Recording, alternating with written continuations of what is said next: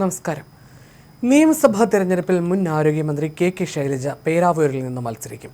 മട്ടന്നൂരിലെ സിറ്റിംഗ് സീറ്റിൽ നിന്ന് മാറ്റി ശൈലജയെ വിജയസാധ്യത കുറഞ്ഞ പേരാവൂരിൽ മത്സരിപ്പിക്കുന്നത് ഒതുക്കൽ തന്ത്രമാണെന്ന ആക്ഷേപം ശക്തമാണ്.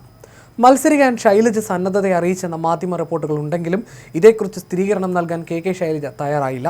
CPM കണ്ണൂർ ജില്ലാ സെക്രട്ടേറിയറ്റ് സ്ഥാനാർത്ഥി പട്ടിക അംഗീകരിച്ചു. തളിപ്പറമ്പിൽ PK ശ്യാമളയും മത്സരിക്കും.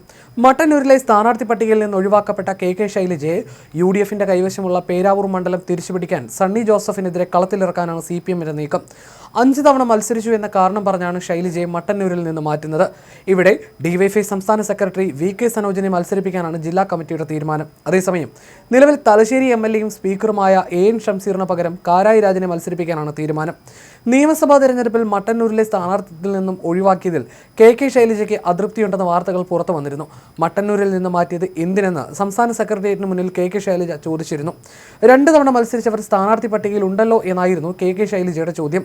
പിണറായി വിജയൻ അടക്കമുള്ള പലരും സിറ്റിംഗ് സീറ്റിൽ വീണ്ടും മത്സരിക്കുമ്പോഴാണ് ടീച്ചറെ ഒതുക്കുന്ന തന്ത്രം CPM പയറ്റുന്നത്. പേരാവൂരിൽ KPCC പ്രസിഡന്റ് സണ്ണി ജോസഫിനെതിരെ മത്സരിക്കുന്നത് പാർട്ടിക്ക് ഗുണം ചെയ്യുമെന്ന വിലയിരുത്തലുമുണ്ട്.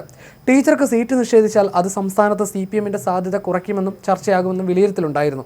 അതുകൊണ്ട് തന്നെ ടീച്ചർക്ക് മത്സരിക്കാൻ അവസരം നൽകിയെന്ന പ്രതീതി സൃഷ്ടിക്കാനാണ് CPM ശ്രമിക്കുന്നത്. ലോക്സഭാ തെരഞ്ഞെടുപ്പിൽ വടകരയിൽ മത്സരിച്ച കെ ശൈലജ പരാജയപ്പെട്ടിരുന്നു.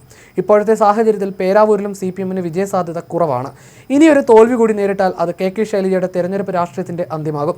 പാർട്ടിക്ക് വലിയ സ്വാധീനമുള്ള മണ്ഡലങ്ങളിൽ ടേമിൽ ഇളവ് വേണ്ടെന്ന സംസ്ഥാന നേതൃത്വത്തിന്റെ നിർദ്ദേശം അതേപടി നടപ്പാക്കിയാണ് മട്ടന്നൂരിന്റെയും തലശ്ശേരിയുടെയും കാര്യത്തിൽ ജില്ലാ നേതൃത്വം ചെയ്തത്. 2021 സംസ്ഥാന ചരിത്രത്തിലെ റെക്കോർഡ് ഭൂരിപക്ഷം ലഭിച്ച മട്ടന്നൂർ നിലനിർത്താൻ ശൈലജ വേണമെന്നില്ലെന്നാണ് ജില്ലാ നേതൃത്വത്തിന്റെ നിലപാട്. ജനപ്രീതി ഉപയോഗപ്പെടുത്താൻ വേണ്ടി കടുപ്പമുള്ള സീറ്റിൽ മത്സരിക്കട്ടെ എന്ന അഭിപ്രായം MV ഗോവിന്ദൻ അടക്കമുള്ള നേതാക്കൾ മുന്നോട്ട് വെക്കുകയാണ്. ഇളവോടെ താരതമ്യേന സുരക്ഷിത മണ്ഡലം നൽകേണ്ടി വന്നാൽ വനിതാ സ്ഥാനാർത്ഥിക്കായി നീക്കിവെച്ച തളിപ്പറമ്പാകും പരിഗണിക്കുക. അവിടെ ഇപ്പോഴുള്ള പ്രധാന പേര് സംസ്ഥാന സെക്രട്ടറി MV ഗോവിന്ദന്റെ ഭാര്യ PK ശ്യാമളയുടേതാണ്. 5 തവണ മത്സരിച്ച ശൈലജ 4 ജയങ്ങളോടെ 20 വർഷം MLA ആയിരുന്നു.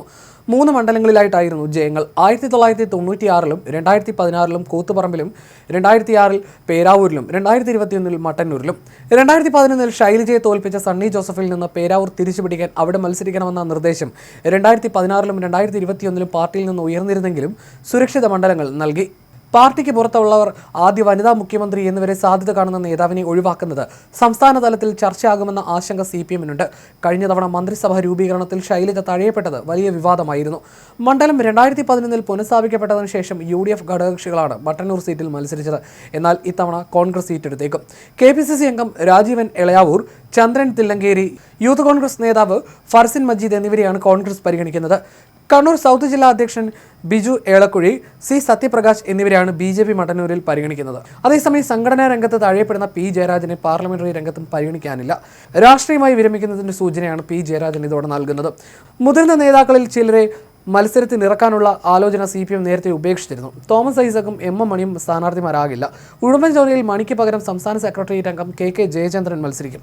സെക്രട്ടേറിയറ്റ് അംഗങ്ങളായ M Swaraj, PK Biju, Puthalath Dineshan, EP Jayarajan എന്നിവരൊന്നും സ്ഥാനാർത്ഥികളാവില്ല.